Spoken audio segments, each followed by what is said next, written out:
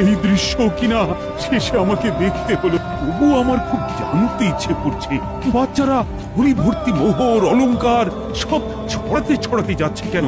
মহারাজ, আর একটা ব্যাপার কি আপনি লক্ষ্য করেছেন? কি বলতো? গোপালের দেহ কারা কাঁধে করে নিয়ে যাচ্ছে? হয়তো মন্ত্রী, সেনাপতি, জ্যোতিষী আর পণ্ডিত। আসলে গোপালের এই শেষ যাত্রা আমাদের কিছু শিক্ষা দিয়ে যাচ্ছে মহারাজ। এই যে দেখুন, যারা গোপালকে সহ্য করতে পারত না, এখন তাদেরই কাঁধে গোপাল যাচ্ছে।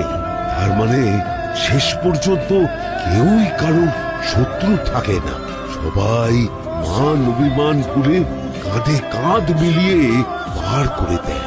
তাই তো, ওই যে মোহর আর অলংকার ছড়িয়ে যাচ্ছে, সেটাও বুঝিয়ে দেয় যে এই অর্থ, সমৃদ্ধি সবই ফেলে একসময় চলে যেতে হবে।